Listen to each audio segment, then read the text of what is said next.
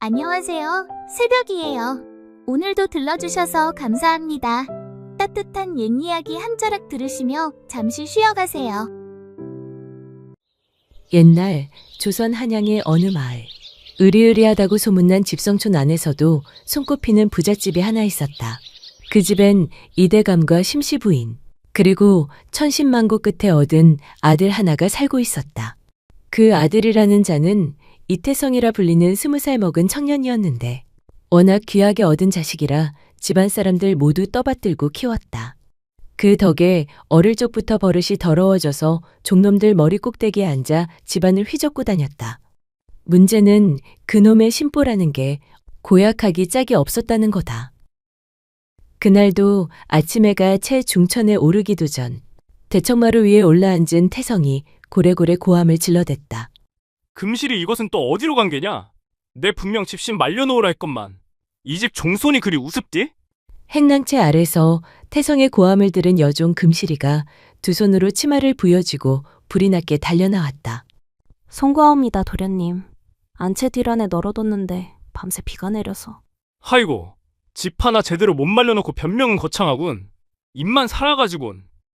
태성은 씩씩거리며 젖은 집신을 금실이를 향해 획 내던졌다. 집신 끝이 금실이 이마를 정통으로 쳤고 금실이는 그 자리에 털썩 주저앉았다. 이래서야 내가 어찌 바깥 출입을 하겠느냐? 허구한 날 맨발로 다니라고? 그 순간 장독대 근처에서 마당을 쓸던 머슴 효섭이 빗자루를 내려두고 금실이에게 뛰어왔다. 금실아, 괜찮아? 효섭은 수건에 찬물을 적셔와 금실이의 이마를 조심스레 눌렀다. 태성은 그 모습을 흘끗 보더니 입꼬리를 비틀며 빈정거렸다. 하이고, 머슴이 참 다정도해라. 야 이놈아, 일하라고 데려왔지 연애질하라고 끌고 왔냐? 태성은 집신 하나를 장독대 쪽으로 뻥 차버리고는 방 안으로 들어가 버렸다. 5일장이 서던 어느 여름날이었다. 태성은 머슴 효섭을 데리고 장터길을 걷고 있었다. 효섭은 어려서부터 태성의 뒤를 따르며 종살이를 해온 아이였다. 부채질을 하며 짜증 섞인 얼굴로 하늘을 노려보더니 투덜거리듯 입을 열었다. 이놈의 날은 왜 이리 덥냐? 그러던 중 떡을 본 태성이 걸음을 멈췄다. 허름한 좌판, 그 앞에 허리가 굽은 노파가 땀을 닦아가며 떡을 팔고 있었다. 절편, 송편, 인절미가 조심스레 광주리에 올려져 있었다. 허기가 졌는데 요놈 맛있겠구만? 태성이 말없이 절편 하나를 집어 입에 넣었다.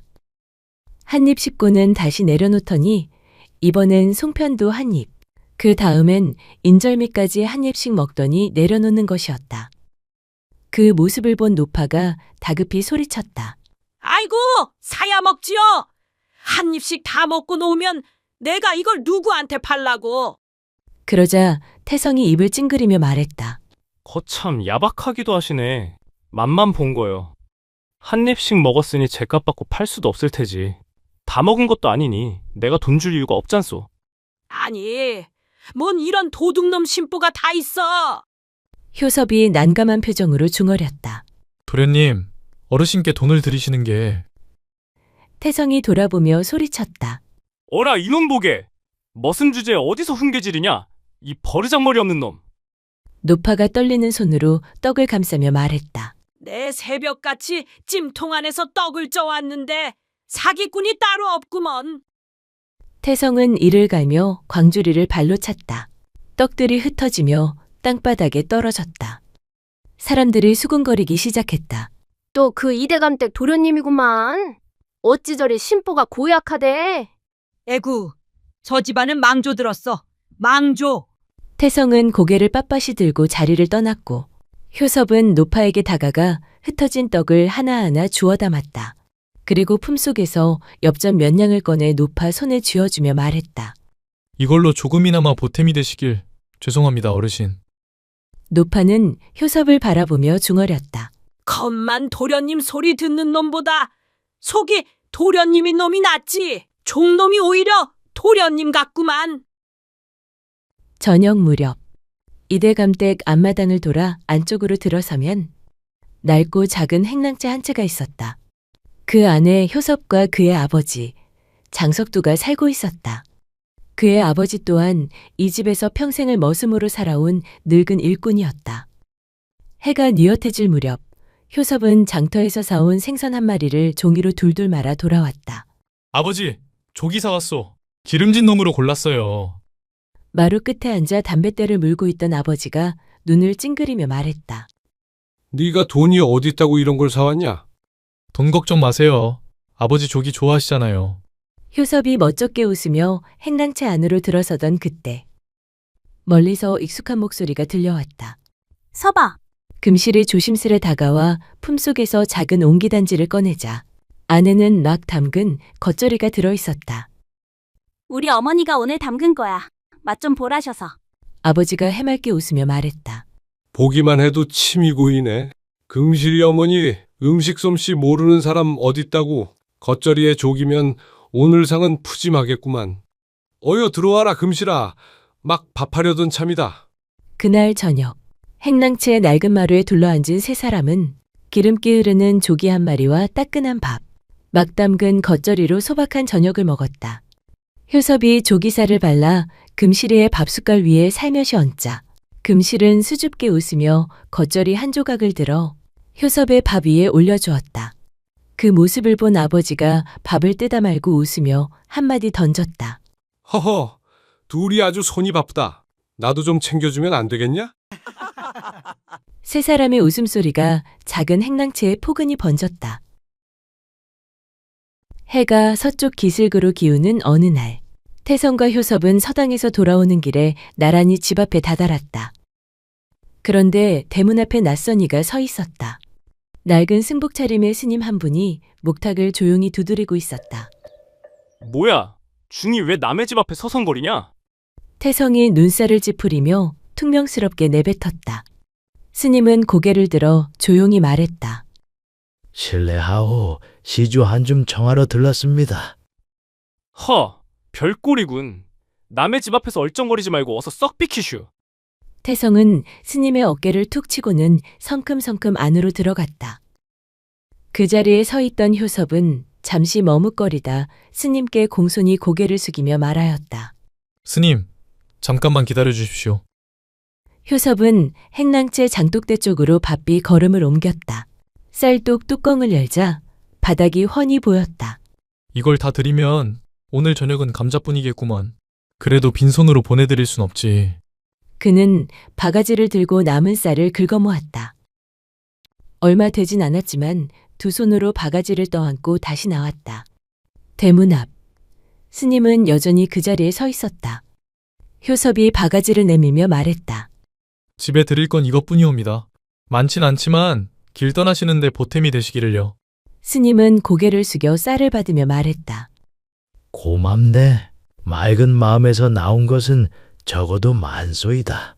그러고는 잠시 효섭을 바라보다가 조용히 말을 이었다. 며칠 전 장터에서 떡 할멈에게 엽전 쥐어준 사람 자네지?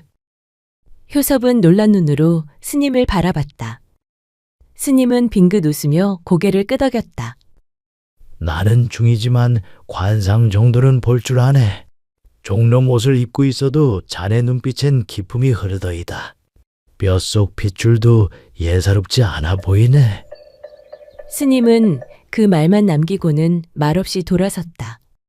목탁 소리를 뒤로 한 채 천천히 길을 따라 걸어갔다. 그 모습을 멀찍이서 바라보던 태성의 어머니 심씨 부인은 그날 저녁 조용히 효섭의 행랑채를 찾았다. 효섭은 작은 솥에 감자를 찌고 있었다.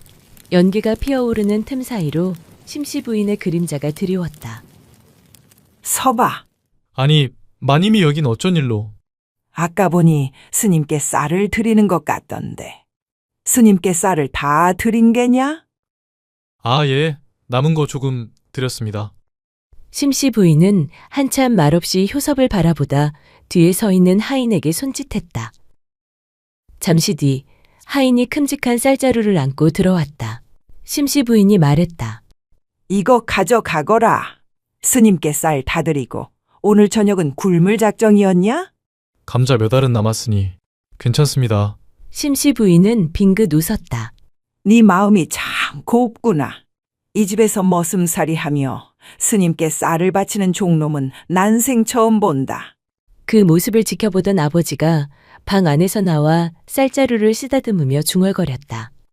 허허 마님, 이런 귀한 걸 다 주시고 장씨는 복 많은 양반이요. 아들을 참 잘 두었구려. 심씨 부인의 말을 들은 장석두는 고개를 떨군 채 아무 말 없이 쓴웃음을 지었다.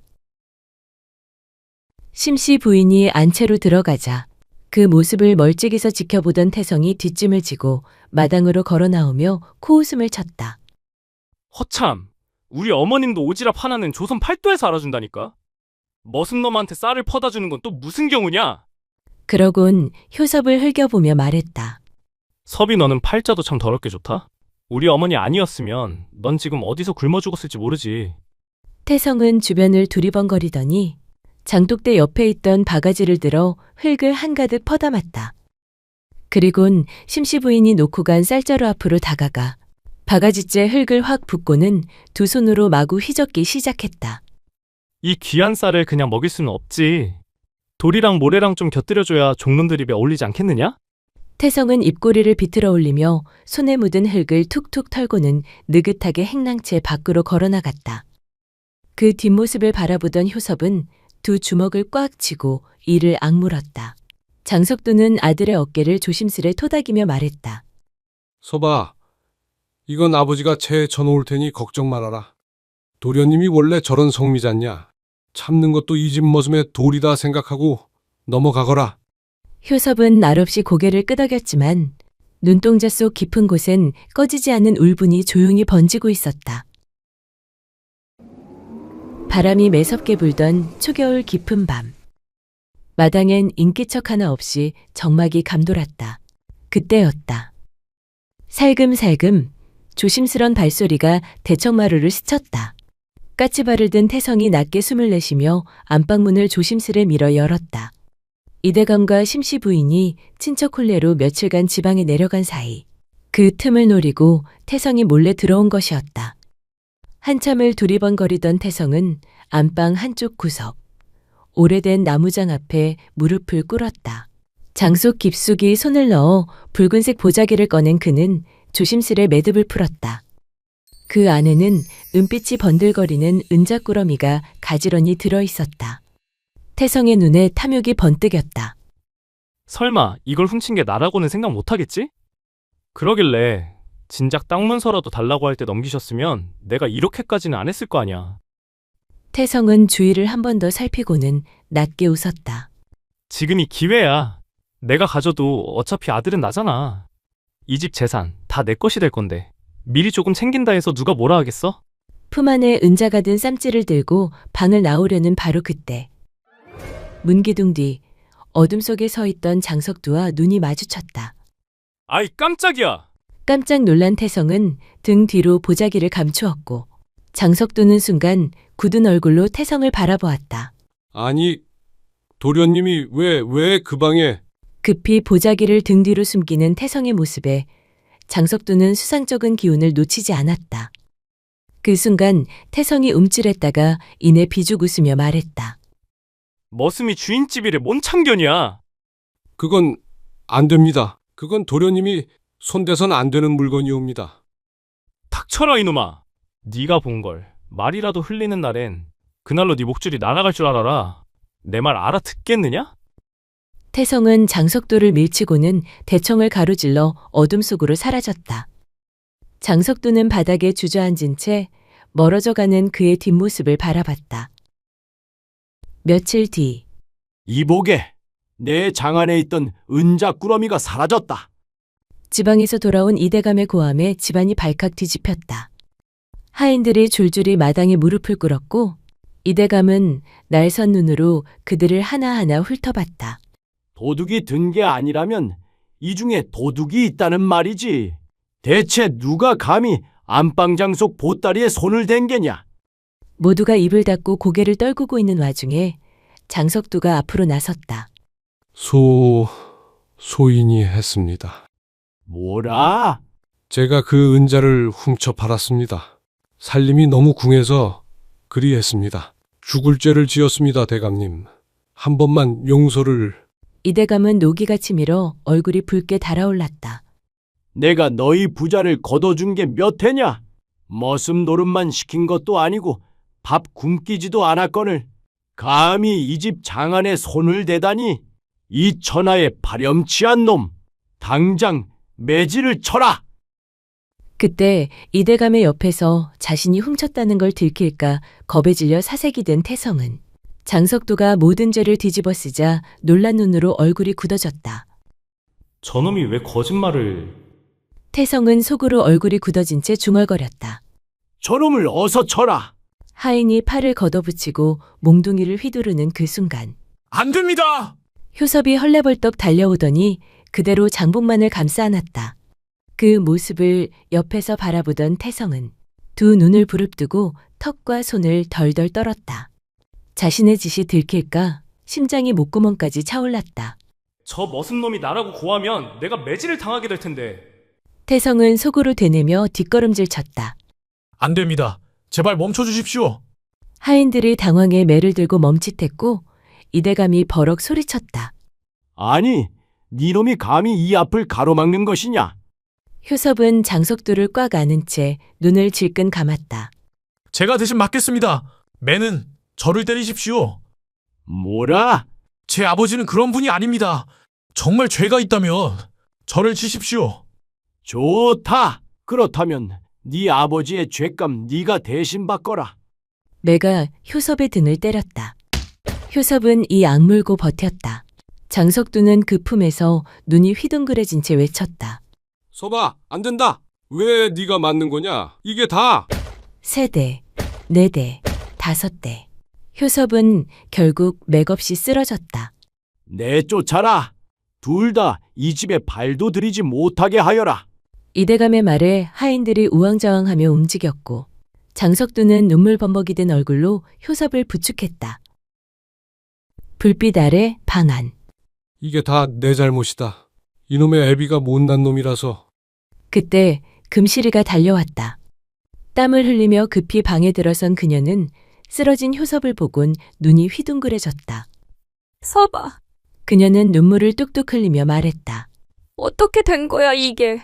장석두는 마른 입술을 꾹 다물고 결심한 듯 입을 열었다. 금실아, 우리 섭이가 사실은 말이다. 사실은 대감집 도련님이여. 금실이의 눈이 커졌다. 뭐라고요? 이제는 말할 때가 됐다. 너는 대감댁에서 태어난 진짜 종손이다. 난 너를 내 아들과 바꿔치기 한 죄인이여. 그 순간 효섭이 눈을 천천히 떴다. 아버지. 장석두는 눈물을 떨구며 그의 손을 꼭 잡았다. 용서해다오. 서봐. 그보다도 훨씬 전부터 나는 너에게 죄인이었다. 사실은 네가 태어나던 날. 20년 전 천둥이 산을 울리고 마을을 집어삼킬 듯한 비가 퍼붓던 밤. 안채에선 심시부인의 해산이 한창이었다. 장석두의 어머니인 산파의 얼굴엔 땀이 줄줄 흘렀다. 아이고 마님, 힘을 더 주셔야지요. 그리고 잠시 뒤 안채에서 약한 울음소리가 들려왔다. 사내 아이요. 하지만 숨이. 심시 부인은 온 기운이 빠져나간 듯 창백한 얼굴로 깊은 잠에 빠져 있었다. 몸을 덜덜 떨던 산파가 심시 부인의 갓난아이를 안고 몰래 이대 감댁에서 행랑채로 허겁지겁 뛰어갔다. 이러다간 집대가 끊겨 안 돼.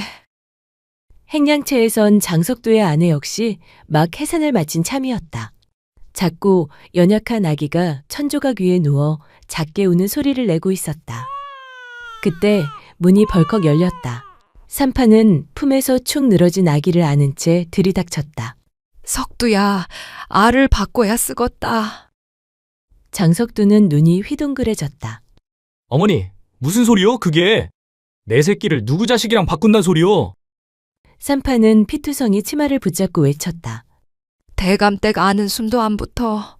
이 아는 얼마 살지 못하고 죽을 거요. 허나 네 아들은 울고 있다. 살아있단 소리다. 그렇다고 우리 애를 대감집 아들과 바꾼단 거요? 어머니, 그게 사람 할 짓이요? 장석두의 어머니는 사납게 돌아섰다.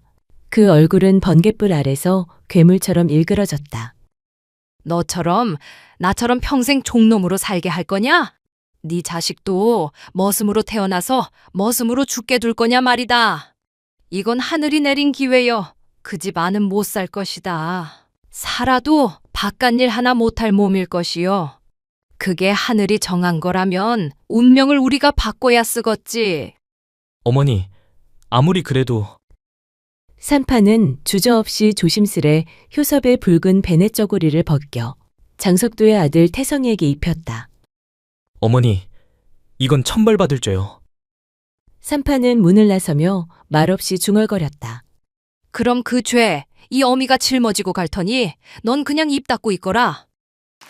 그녀의 뒷모습이 어둠 속으로 사라졌고 장석두의 아내는 그날로 태성이를 낳고 목숨을 잃었다. 그래, 그날 애비가 그 짓을 저질렀다. 숨을 몰아쉬며 장석두는 고개를 옆으로 돌려 눈을 감았다. 네가 그 집 자식이다. 이대감의 씨가 바로 너였어, 서봐. 내가 네 인생을 망친 게야. 효섭의 눈동자가 흔들리고 손끝이 떨렸다. 말도 안 됩니다. 그럼 아버지는 왜 지금껏 태성이가 절이 된 것도 다 내가 벌 받는 게지. 사실 그 은자 말이다. 그건 내가 훔친 게 아니었다. 그날 태성이가 그걸 훔쳤다.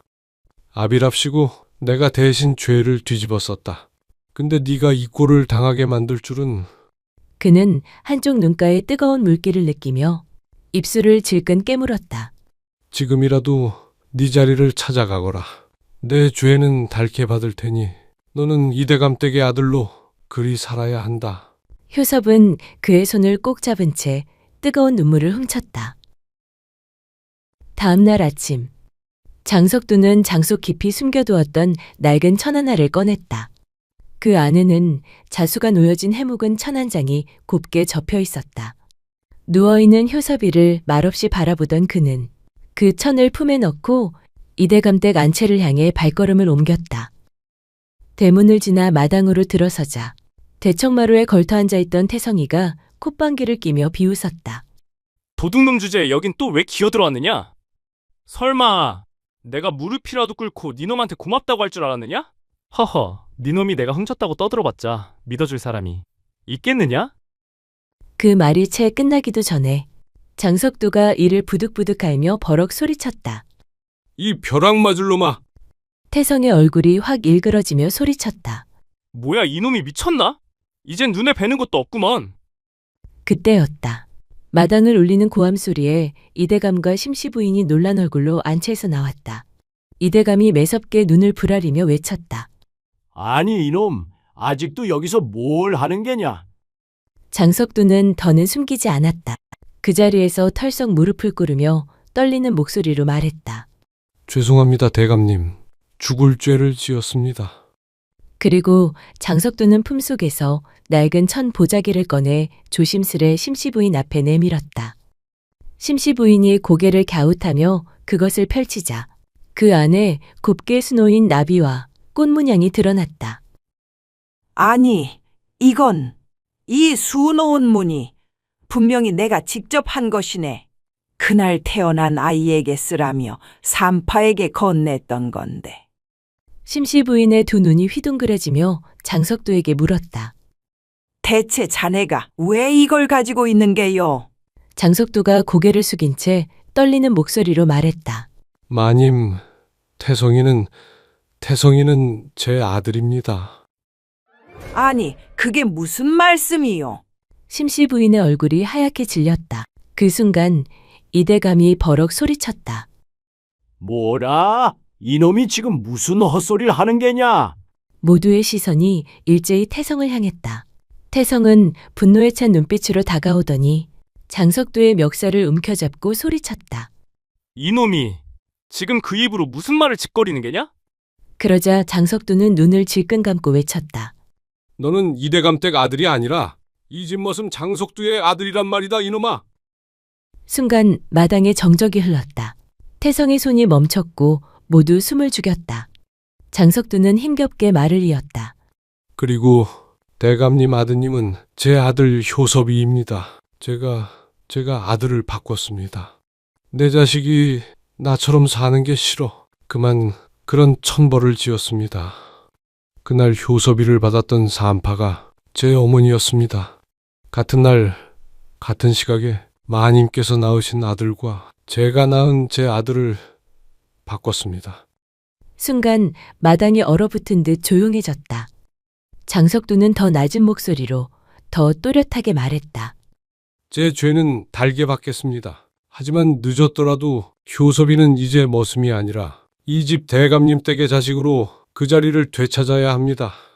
심씨 부인은 그 자리에 털썩 주저앉았고 이대감은 덜덜 떨리는 두 손을 움켜쥐었다. 이게 정말이냐? 지금 네놈 말이 사실이라면 나는 절대 널 용서치 않을 것이다. 그때였다. 힘겹게 몸을 이끌며 마당으로 효섭이 들어섰다. 효섭은 장석두 곁에 무릎을 꿇더니 고개를 깊이 숙이고 조용히 입을 열었다. 저희 아버지 부디 용서해 주십시오. 비록 큰 죄를 지은 분이지만 그동안 저를 정성껏 키워주신 제 아버지입니다. 심씨 부인의 눈에서도 조용히 눈물이 흘렀다. 서봐, 네가 내 아들이었구나. 어쩐지 널 보면 남 같지가 않았다. 그 한마디에 마당 가득 울음이 번졌다. 누구도 입을 떼지 못하고 고개를 떨궜다. 그때 효섭이 천천히 일어나 굳은 표정으로 손가락을 뻗어 태성을 가리켰다. 대감님, 그 은자꾸러미를 훔쳐간 자 저희 아버지가 아니라 바로 태성이입니다. 모두가 놀라 태성을 바라보았다. 태성은 얼굴이 하얗게 질려 진땀을 흘리며 손을 내저었다. 아니, 내가 머슴놈 아들이라고 헛소리하는 것도 모자라 이젠 날 도둑으로 보라? 말도 안 되는 그런. 그때였다. 금실이가 헐레벌떡 달려나왔다. 마님, 드릴 말씀이 있사옵니다. 심씨 부인이 돌아보자 금실이는 숨을 가쁘게 고르며 말했다. 방금 전 제가 주막에 들렀다. 기생들의 수군거림을 들었습니다. 태성 도련님께서 그 은자 꾸러미를 몽땅 술값으로 쓰시고 기생들에게 나눠주셨다고 하였습니다. 순간 마당의 공기가 얼어붙었다. 이대감의 눈이 서서히 태성을 향했다. 너 지금 저 아이 말이 사실이냐? 태성은 입을 달싹였지만 아무 말도 못했다. 저는 그게... 그 순간 태성이 효섭을 노려보며 말했다. 그래서 뭐? 이제 와서 머슴이 진짜 도련님인 척 하겠단 말이냐? 태성이가 이를 갈며 소리쳤다. 그럼 대체 난 뭡니까? 종손이라 믿고 살아온 세월이 얼만데 지금 와서 그 자리 내놓으라고? 이대감은 조용히 고개를 저었다. 태성아, 넌 내 자식이 아니었다는 것 이제 알게 되었으니 그동안 품어준 것만으로도 다행으로 여겨라. 아버지! 감히 누굴 아버지라 부르느냐? 은자 도둑질한 것도 지금껏 효섭이 괴롭힌 것도 그 죄를 전부 알고 있으니 관에 넘기지 않은 것만도 고맙게 여겨라. 태성은 그대로 무릎을 꿇고 말았다. 전 인정 못하겠습니다. 이대감은 뒤를 돌아 심씨 부인에게 말했다. 태성은 곧바로 안채에서 내보내도록 하시오. 이 집 종손 자리는 본래 주인에게 돌려주겠소. 그날 밤 장석두는 허름한 초가에 앉아 조용히 창밖을 보고 있었다. 그 앞에 효섭이 무릎을 꿇고 앉았다. 아버지. 그래도 날 아버지라 불러주는구나. 그럼요. 전 아버지 자식 맞습니다. 효섭은 장석두의 손을 꼭 쥐며 말했다. 비록 제 뿌리는 다르지만 저를 키워주시고 사랑해주신 분은 아버지시니까요. 장석두의 눈에서 뜨거운 눈물이 흘렀다. 됐다. 그 말이면 족하다. 햇살 고운 늦봄. 시냇물은 졸졸 흐르고 그 맑은 물가에서 금실이는 치맛자락을 걷어올려 빨래를 하고 있었다. 퐁당. 돌멩이가 하나 물에 떨어졌다. 고개를 돌린 금실이 앞에 도련님 효섭이 서 있었다. 이전의 머슴 차림은 온데간데 없고 말 그대로 기품 있는 양반댁 도련님이었다. 금실이는 순간 눈이 동그래졌다. 서봐. 아니. 이제는 도련님이라 해야 하나? 효섭은 쑥스러운 듯 웃으며 다가왔다. 괜히 어색하게 왜 그래? 근데 진짜 양반 같다. 이렇게 입으니까. 금실이의 눈엔 장난기가 돌았다. 그러다 이내 눈동자가 살짝 흔들렸다. 이젠 진짜 멀어질까봐. 그게 좀 겁이 나. 효섭은 날없이 금실이 앞에 앉았다. 조용히 그녀의 손을 잡았다. 금실아. 응? 고맙다. 정말 고맙다. 그동안 곁에 있어줘서. 금실이가 말없이 고개를 끄덕이자 효섭이 살짝 웃었다. 우리 혼인하자. 금실이의 눈이 커졌다. 입술이 달싹였지만 아무 말도 나오지 않았다. 효섭은 이어 말했다. 내가 널 더 행복하게 해줄게. 이제 더는 머슴도 아니고 도련님 소리 듣는 사람으로만 살고 싶지도 않아. 그저 네 곁에 있는 사람이고 싶어. 허나, 이젠 넌 나와는 다르잖아. 넌 양반댁 종손이고 나는 그저 여종인데. 나 같은 게 감히 너랑. 금실아, 나는 네가 무슨 옷을 입든 어디에 있건 내 맘은 늘 같아. 처음부터 지금까지 넌 나한테 하나뿐이었으니까. 금실이의 눈가에 눈물이 살짝 맺혔다. 그러다 결국 밝게 웃으며 말했다. 그래, 좋다. 근데 그 도련님 옷 좀 벗고 와라.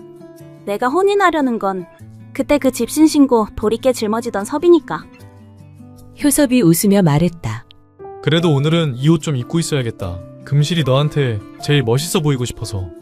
시냇물은 여전히 흐르고 햇살은 두 사람의 어깨에 따뜻하게 내려앉았다.